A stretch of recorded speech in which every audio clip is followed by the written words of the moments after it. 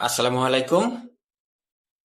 একটা বিষয় ভেবে খুবই ভালো লাগছে, সেটা হচ্ছে আমরা বাংলাদেশের সরকার বা জনগণ মুখের উপর উচিত জবাব দেওয়া শিখে গেছে।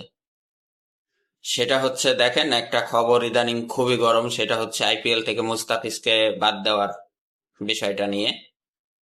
তো এই বিষয়টা গরম থাকতে থাকতেই বাংলাদেশ সরকার এবং বাংলাদেশের বিসিবি এবং জনগণ সবাই মিলে ভালো একটা পদক্ষেপ নিয়েছে যে আমরা ইন্ডিয়াতে খেলতে যাব না। আমাদের একজন খেলোয়াড়কে যদি ওনারা সাপোর্ট দিতে না পারে, পুরো টিমকে কিভাবে সাপোর্ট দিবে? তো সব দিক বিবেচনা করে আইসিসির কাছে তারা যে আবেদনটা করে, এবং আবেদনটা আইসিসি পর্যবেক্ষণ করে পাশ করে, এবং ইন্ডিয়া থেকে খেলাটা ট্রান্সফার করে শ্রীলঙ্কায় নিয়ে যাওয়া হয় বাংলাদেশ টিমের জন্য।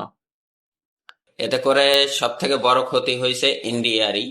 তারা 9 কোটি 20 লাখ টাকা বাঁচাতে গিয়ে এখন 100 কোটি টাকা লস প্রজেক্টে পড়ে গেছে অলরেডি। তো যাই হোক, কথা ওইটা না, আমরা আসলে মিলেমিশেই সবসময় থাকতে চাইছিলাম। আর ইন্ডিয়া মনে করতো যে ওরা আমাদের হাতের নিচে থাকবে, ওদেরকে মাথা উঁচু করে কখনোই থাকতে দেওয়া হবে না। তো ইন্ডিয়া, বর্তমান যে সরকার, আপনারা বিগত দিনে যা করছেন করছেন, বর্তমানে এটা ভুলে যান, কারণ ফ্যাসিস্ট সরকার আর আমাদের মধ্যে আসবে না ইনশাল্লাহ। তো বাংলাদেশ ঘুরে দাঁড়াচ্ছে। ইন্ডিয়ার সরকারকে আমি এটা বলতে চাই এবং সাধারণ জনগণকে এটা বলতে চাই, আপনারা যদি মনে করেন যে বাংলাদেশের মানুষ আপনাদের উপরে নির্ভরশীল, এটা ভুল ভাববেন। বাংলাদেশ আপনাদের উপরে কোনোভাবেই নির্ভরশীল নয়, ইতিমধ্যে আপনারা প্রমাণ পেয়ে গেছেন।